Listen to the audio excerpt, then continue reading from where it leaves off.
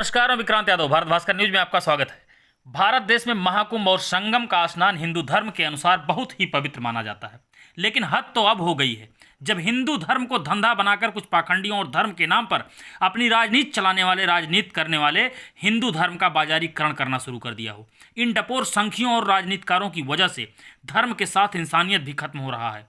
परंतु इन लोगों की वजह से इस महाकुंभ जैसे पवित्र पर्व में जो लोगों की जाने गई हैं, उसका जिम्मेदार कौन होगा? सवाल तो सबसे बड़ा यह है कि जब धर्म की बात होती है तो वहाँ वीवीआईपी क्या होता है? वीवीआईपी का मतलब क्या है जब धर्म की बात आती है? अगर सब एक हैं तो धर्म के अनुयायी हैं और पवित्र संगम पर महाकुंभ का स्नान करने गए हैं, तो उसमें आम आदमी क्या और वीवीआईपी क्या? और अगर ऐसी व्यवस्था है तो फिर वह धर्म कैसा? क्योंकि जहाँ धर्म होता है वहाँ छोटा और बड़ा वीवीआईपी से कोई मतलब नहीं होता है। लेकिन इन धर्म के नाम पर धंधा करने वाले कुछ पाखंडी और राजनीति करने वाले लोगों ने महाकुंभ में इतना बड़ा हादसा करा डाला कि इस हादसे का जिम्मेदार कौन होगा? मैं तो सीधे कहता हूं, इस हादसे का जिम्मेदार कोई और नहीं बल्कि धर्म के नाम पर धंधा करने वाले, राजनीति करने वाले, यही जिम्मेदार हैं इसके। मुख्यमंत्री जी कह रहे थे कि ऐसी व्यवस्था होगी कि सुरक्षा अभेद्य होगी, 3000 सीसीटीवी कैमरे से निगरानी रखी जाएगी, चप्पे चप्पे पर नजर रहेगी, परिंदा पर नहीं मार सकता। कहाँ गए सारे दावे? कहाँ गए वो डीजीपी जो कहते थे कि सुरक्षा के कड़े इंतजाम हैं? हद तो तब हो गई जब सारे पुल बंद करके और सिर्फ वीवीआईपी की सुरक्षा व्यवस्था में प्रशासन तलवे चाटने लगा। अगर सारे पुल खुले होते तो शायद इतना बड़ा हादसा नहीं होता। वीवीआईपी शाही स्नान करेंगे और आम जनमानस भेड़ बकरियों की तरह से कटेगा। लाशों के आंकड़ों को छुपाते हुए अधिकारियों और नेताओं को शर्म नहीं आ रही है? लेकिन शर्म कहां से आएगी जब इनके जेब से कुछ जा नहीं रहा, सिर्फ लूट ही लूट मची है। देश का चौथा स्तंभ भी गोदी मीडिया, सरकार और राजनेताओं की गोद में बैठकर दूध पी रहा हो तो इनको शर्म कहां से आएगी? टीवी9 भारतवर्ष के पत्रकार बंधु जब दिखाने का प्रयास किया तो मेडिकल कॉलेज का प्रशासन बदतमीजी पर उतर आया। सरेआम इस तरह से बदतमीजी मीडिया कब तक बर्दाश्त करती रहेगी? अरे कुछ तो शर्म करो मुख्यमंत्री जी, मीडिया के हाथ तो ना काटो, सच्चाई सामने लाने दो। क्योंकि इस देश में अब धर्म ना रहा, क्योंकि हमारे धर्म को कुछ पाखंडियों और राजनीतिकारों ने धंधा बनाकर रख दिया है। ये धर्म के पुजारी हैं, इनको शर्म नहीं आ रही है। अरे उससे पूछो जिसने अपने परिवार, माँ बाप, भाई बहन, बच्चों को खोया है। अरे तुम्हें क्या फर्क पड़ेगा? तुमको सब वीवीआईपी व्यवस्था मिलती है। परिवार खोने का दर्द उनसे पूछो जिन्होंने अपना परिवार खोया है। उसके बाद ट्रकों में भर भर कर कपड़े, जूते और मलबे हटाया जा रहा है और वह कह रहे हैं ज़्यादा मौतें नहीं हुई हैं। अफवाहों पर ध्यान ना दें और वहाँ से पैदल और भूखे प्यासे लोग अपने घर को कैसे पहुँच रहे हैं उनसे पूछिए। एक बाबा है जो भगवा वस्त्र धारण करके दिन भर झूठ का चोला बोलता है, धीरेन्द्र शास्त्री, उसको दर्द नहीं पता है। सीधे कह रहा है कि जो लोग मरे हैं वो स्वर्ग गए हैं। ऐसे लोग कुछ न कुछ मरते रहते हैं। अरे धीरेन्द्र शास्त्री, तुम कहाँ से पढ़ाई करके आए हो? क्यों धर्म के नाम पर झूठी राजनीति कर रहे हो? तुम कह रहे हो मोक्ष प्राप्त किए हैं। अपने परिवार से किसी को मार कर तो देखो, भेज दो वहीं कुचल के मर जाएं। उसके बाद पूछते हैं तुम्हारा परिवार तुम्हें कितना पूछेगा। ये सब धर्म की राजनीति करने वाले बंद कर दो। अरे धीरेन्द्र शास्त्री, अगर तो आपको इतना ही पता है कि वहाँ जो मरेगा वो मोक्ष प्राप्त करेगा, क्यों नहीं आप परिवार सहित वहाँ जाते और लोगों के पांव से कुचल कर आपकी ज़िंदगी खत्म हो जाती, आपका परिवार खत्म होता और आप सीधे मोक्ष को प्राप्त कर लेते? क्यों वीवीआईपी व्यवस्था लेकर के जाते हो? इतने बड़े बाबा हो अगर तो जाओ वीवीआईपी व्यवस्था छोड़ दो। अरे आप जा करके उनसे पूछो जिनके बच्चे चले गए, जो बिलख रहे हैं, चिल्ला रहे हैं, जिनके परिवार चले गए। आप बैठ के भगवा चोला धारण करके सिर्फ धर्म के नाम पर रोटी काट रहे हो। शर्म नहीं आती ऐसे बाबाओं को?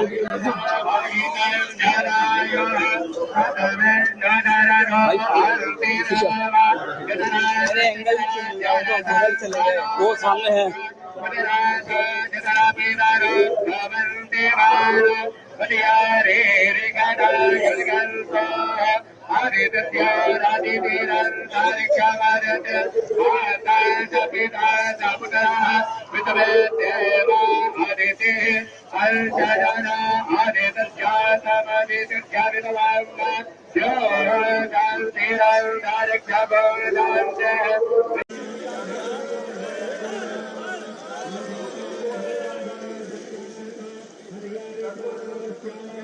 हेलो फोटो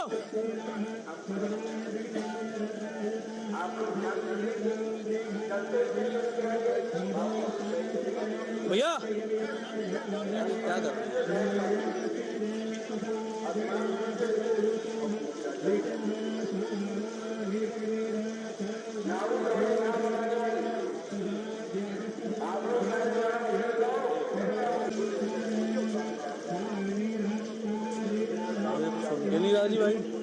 आना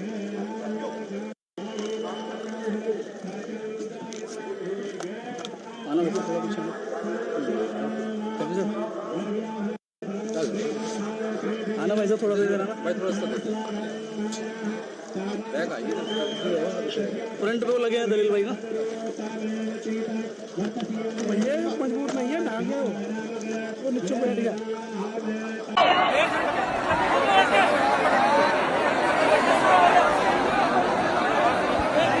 हालात बहुत ही खराब होते जा रहे हैं। 2 घंटे से फंसे हुए हैं। हालात बहुत खराब हो रहा जा रहे हैं। भीड़ अनियंत्रित हो रही है। लोग बीमार हो रहे हैं। ये देखिए तोड़ फोड़ शुरू हो रही है। तोड़ फोड़ हो गई है शुरू। लोग तोड़ फोड़ शुरू कर रहे हैं। हालात हो रहे हैं।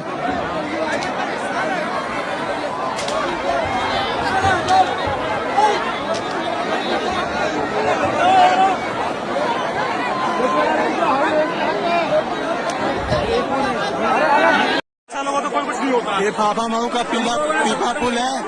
अब देखिए प्रशासन यहाँ पूरी तरह से फेल है। यहाँ सैकड़ों लोग दबे हैं, कुछ मर चुके हैं, कुछ घायल हैं। कोई सुध लेने वाला नहीं, जनता ऐसे तितर बितर हुई है। ये लोग दबे हुए हैं, सैकड़ों लोग दबे हुए हैं। कोई ना तो बचाने वाला ना पूछने वाला। यहाँ सैकड़ों छात्र इकट्ठा हैं जो लोगों की मदद कर रहे हैं, बाकी इनको पूछने वाला कोई नहीं है। किसी का पेट छूट रहा है, किसी का भाई छूट रहा है, किसी का माई छूट रहा है, लेकिन कोई यहाँ पूछने वाला नहीं। देखिए यहाँ कितनी भीड़ है, किस तरह लोग दबे हुए हैं। देखिए ये फाफा मऊ का पीपा पुल है। अब देखिए प्रशासन यहाँ पूरी तरह से फेल है। यहाँ सैकड़ों लोग दबे हैं, कुछ मर चुके हैं, कुछ घायल हैं। कोई सुध लेने वाला नहीं, जनता ऐसे तितर बितर हुई है। ये लोग दबे हुए हैं, सैकड़ों लोग दबे हुए हैं। कोई ना तो बचाने वाला ना पूछने वाला। यहाँ सैकड़ों छात्र इकट्ठा हैं जो लोगों की मदद कर रहे हैं, बाकी इनको पूछने वाला कोई नहीं है। किसी का पेट छूट रहा है, किसी का भाई छूट रहा है, किसी का माई छूट रहा है, लेकिन कोई यहाँ पूछने वाला नहीं। देखिए यहाँ कितनी भीड़ है, किस तरह लोग दबे हुए हैं। देखिए पर कोई गंगा के किनारे मरेगा तो वो मरेगा नहीं, मोक्ष पाएगा।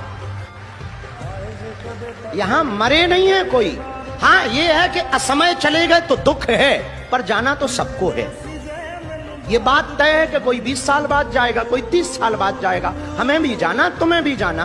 वो असमय चले गए तो इस बात का दुख है, लेकिन उनकी मृत्यु नहीं हुई है। सच कहें उनको मोक्ष मिला है।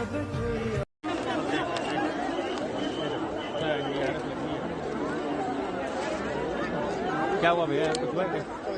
शायद भगदड़ मच गई है। क्या हुआ है? भगदड़ मच गया है।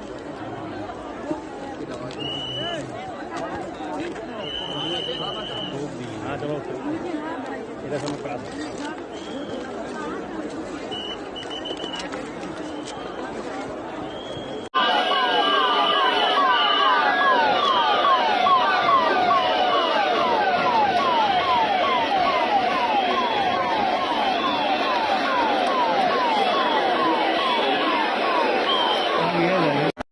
इस वीडियो को लाइक करें और चैनल को सब्सक्राइब जरूर करें।